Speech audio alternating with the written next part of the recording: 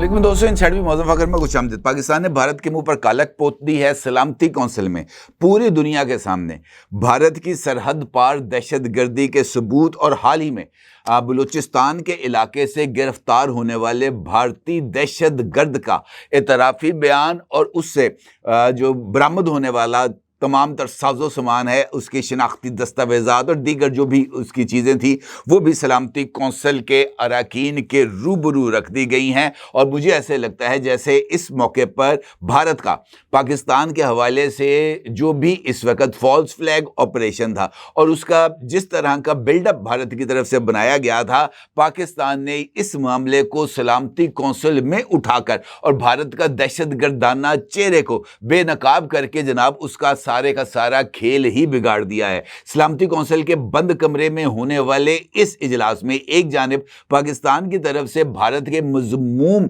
और मकरू चेहरे को दुनिया के सामने लाया गया, बल्कि उसके साथ साथ ये जो इंडस वाटर ट्रीटी को एक तरफा तौर पर मुअत्तल करके पाकिस्तान का पानी रोकने के हवाले से जो भी इक़दाम अब तक भारत की तरफ से किए गए हैं, उस मामले को भी सलामती कौंसिल के रूबरू उठा दिया गया है। और पाकिस्तान ने सलामती कौंसिल के रूबरू इस बात का इंकशाफ भी किया है कि भारत ने ये जो पहलगाम हमला है, इसका जो ड्रामा रचाया है, ये महज इसकी आड़ में ये जो पाकिस्तान के दरिया हैं इसके ऊपर कब्जा जमाने की कोशिश है। और इस हवाले से इंडस वाटर ट्रीटी की जो भी खिलाफ वर्जियां की गई हैं भारत की तरफ से, उस हवाले से इंडस वाटर कमीशन की तरफ से जो एक खिलाफ वर्जियों पर मबनी रिपोर्ट तैयार की गई थी, उसको भी सलामती कौंसिल के रूबरू पेश कर दिया गया है। इस सूरत हाल में यह सवाल है और बड़ा ही इंपॉर्टेंट सवाल है कि सलामती कौंसिल के इजलास में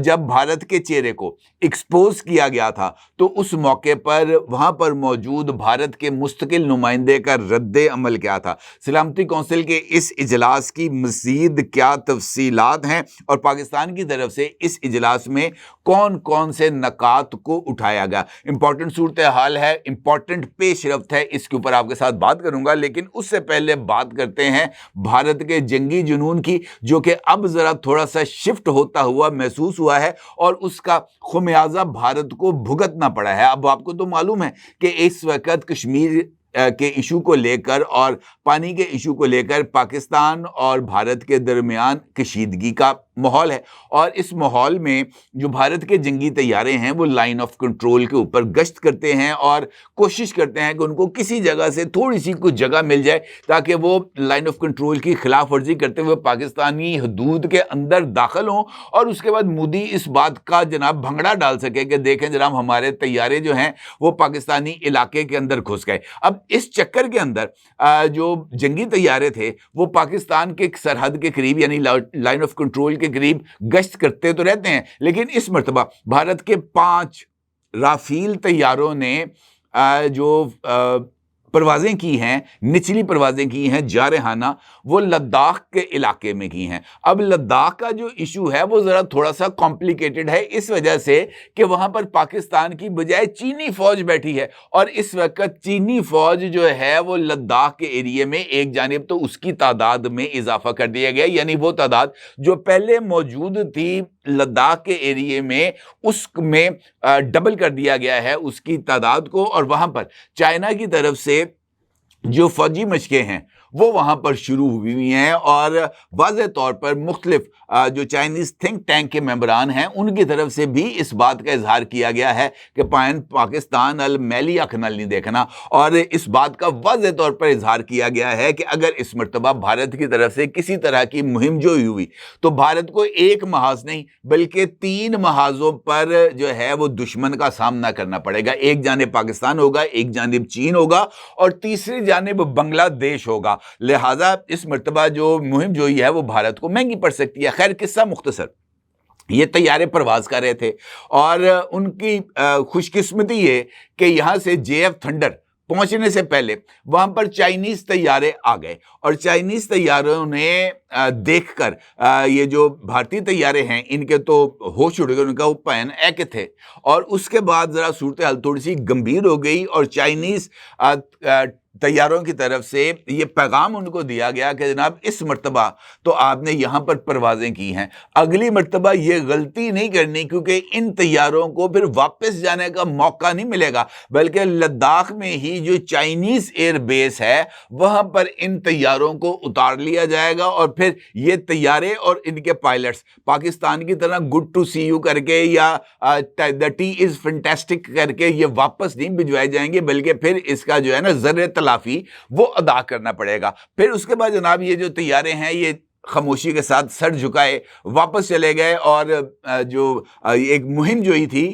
وہ بھارت کو ذرا مہنگی پڑ گئی۔ یہ پروازیں تو ہو گئی، البتہ جو امپورٹنٹ صورتحال ہے وہ ہے سلامتی کونسل کی، جہاں پر پاکستان نے معاملے کو اٹھایا ہے، پانی کے ایشو کو بھی، اور پاکستان کے اوپر جو بھارت کی طرف سے دہشت گردی مسلط کی گئی ہے اس ایشو کو۔ سلامتی کونسل کے اس اجلاس سے پہلے درخواست کی گئی تھی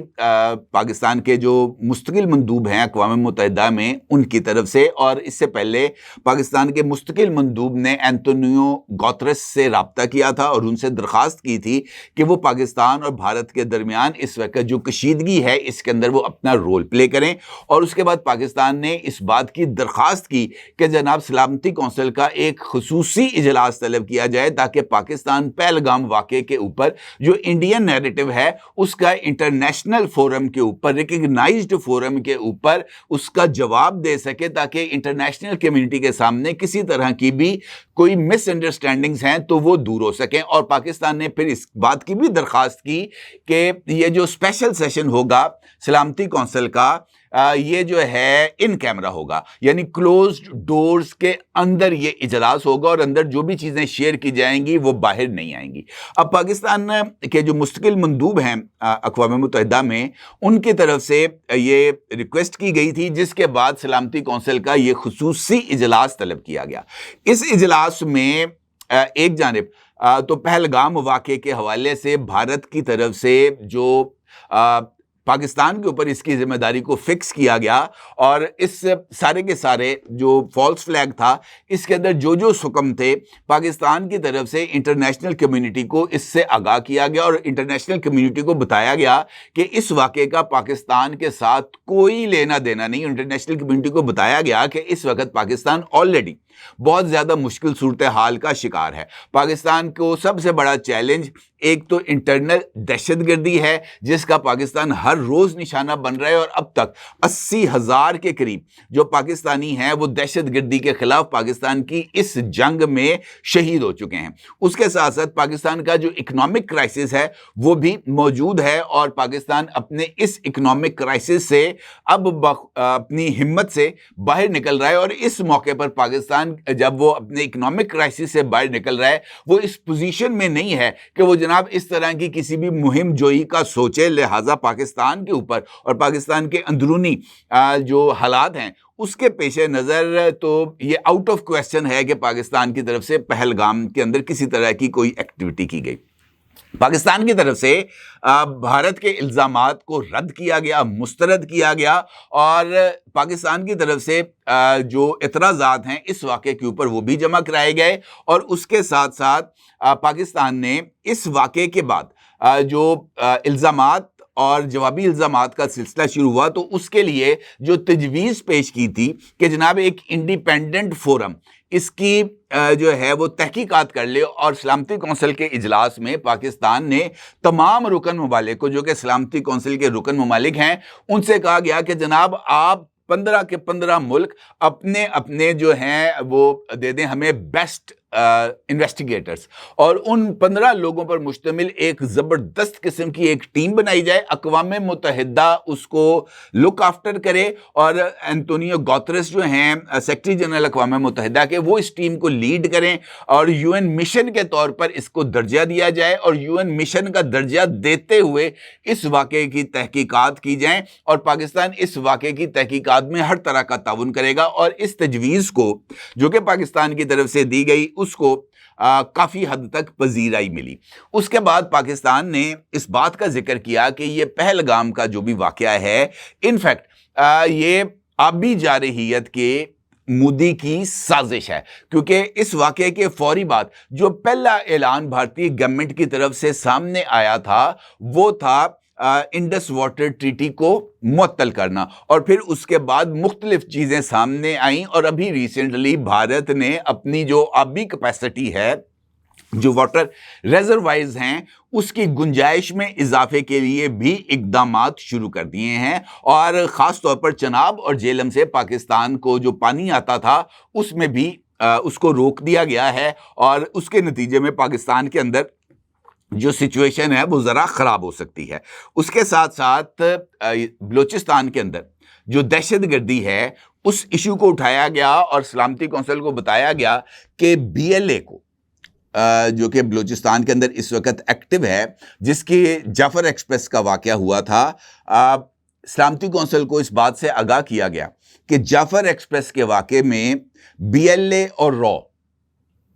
دونوں ملوث ہیں، اور بی ایل اے کو اس واقعے کے لیے، اس واردات کے لیے جو فنڈ کیا گیا ہے وہ رو کی طرف سے کیا گیا ہے۔ سلامتی کونسل میں جعفر ایکسپریس کے واقعے کو اٹھایا گیا، اور پاکستان کی طرف سے جعفر ایکسپریس کے بھارت کے ساتھ لنکیجز کے جو تمام ثبوت ہیں جو رو کے حوالے سے پاکستان کے انویسٹیگیٹرز کو حاصل ہوئے تھے، وہ تمام سیٹلائٹ فونز کے کنیکشنز، ان لوگوں کی وہاں پر موجود جو وائرلیس کنیکٹیوٹی تھی، جو سمز وہاں پر استعمال کی گئی، جو گفتگو اس حوالے سے ریکارڈ کی گئی، وہ تمام کی تمام چیزیں جو ہیں وہ انٹرنیشنل کمیونٹی کے سامنے رکھی گئیں، اور اس واقعے کی جو ریئل لنکیجز تھے وہ بھارت کے ساتھ اسٹیبلش ہوتے تھے، وہ انٹرنیشنل کمیونٹی کے سامنے رکھے گئے، اور بتایا گیا کہ بھارت دوسروں کے اوپر سرحد پار دہشت گردی کا الزام لگاتا ہے، جبکہ سرحد پار دہشت گردی میں سب سے زیادہ خود بھارت ملوث ہے۔ اس بات کو اسٹیبلش کیا گیا انٹرنیشنل کمیونٹی کے سامنے، اور نہ صرف یہ بلکہ سانحہ جعفر ایکسپریس کے بعد ایک دہشت گرد کو گرفتار کیا گیا تھا، اور وہ دہشت گرد بھی پاکستان میں مختلف وارداتوں میں ملوث تھا، اور بلوچستان کے حوالے سے بھی جو لنکیجز ہیں اس کے بی ایل اے اور رو کے ساتھ، وہ اس چین کی ایک کڑی تھی جس کو گرفتار کیا گیا تھا پاکستان سے، اور اس کے بھی جو انکشافات تھے اعترافی بیان کی صورت میں، اس کی ٹرانسکرپشن، اس کا کون سا درجہ ہے، وہ رو کے اندر کس لیول پر کام کرتا تھا، نام کیا تھا، آئی ڈی کارڈ، وہ ہر ایک چیز جو ہے وہ سلامتی کونسل کے ممبران کے سامنے رکھی گئی، اور یہ بات تو وہاں پر اسٹیبلش کی گئی کہ جناب دہشت گرد ہم نہیں، دہشت گرد خود مودی ہے، خود بھارت ہے، اور پاکستان کا پہلگام کے واقعے سے کسی طرح کا کوئی لینا دینا نہیں ہے۔ انٹرنیشنل کمیونٹی کے حوالے سے جو سوالات تھے پاکستان کے مستقل مندوب کی طرف سے، ان تمام سوالات کے جوابات دیے گئے، اور مشترکہ یہ جو اقوام متحدہ کے لیول پر جو تحقیقات تھی، سلامتی کونسل کے رکن ممالک نے اس کا خیر مقدم کیا، اور اس کو کہا کہ یہ بڑی اچھی تجویز ہے، جبکہ بھارت کا جو مستقل مندوب تھے انہوں نے پاکستان کے الزامات کو رد کیا، اور انہوں نے دلچسپ بات یہ ہے کہ انڈیپینڈنٹ انکوائری کے لیے پاکستان کی تجویز کو مسترد کر دیا۔ انہوں نے کہا جی بھارت اس بات کی اجازت نہیں دے گا کہ کوئی تیسرا ملک آئے، یا اقوام متحدہ کے لوگ یہاں پر آئیں، یا اقوام متحدہ کی زیر نگرانی کسی طرح کا کوئی کمیشن بنے، بھارت اس بات کو قطعی طور پر قبول نہیں کرے گا۔ تو اس کا مطلب یہ ہے دنیا کے سامنے ثابت ہو گیا کہ جناب دہشت گرد پاکستان نہیں ہے، پہلگام واقعتاً ایک فالس فلیگ آپریشن ہے، اور جناب دنیا نے کے سامنے جو بھارت ہے وہ نہ صرف مکمل طور پر ایکسپوز ہو گیا، بلکہ یہ فالس فلیگ آپریشن کا پردہ بھی چاک ہو گیا، اور جناب جو ہے دنیا نے اس بات کو، میرا خیال ہے کہ اب تسلیم کر لیا ہے کہ یہ جو انڈیپینڈنٹ انکوائری ہے یہی وقت کی ضرورت ہے، اور مجھے ایسے لگتا ہے کہ اس سارے چکر کے اندر یہ جو بھارت پاکستان کے اوپر اٹیک کی کوشش کر رہا تھا، سلامتی کونسل کے کلوز ڈور اجلاس کو منعقد کر کے اور دنیا کے سامنے پاکستان کا کیس رکھنے کے بعد یہ آپشنز بھارت کے لیے اب ذرا محدود ہو گئی ہیں، کیونکہ اب اگر بھارت جارحیت کرے گا تو پھر دنیا کے سامنے وہ اور برے طریقے سے ایکسپوز ہو جائے گا۔ اب دنیا کا ضرور اظہار کیجیے گا۔ آپ کو بہت شکریہ۔ اللہ حافظ۔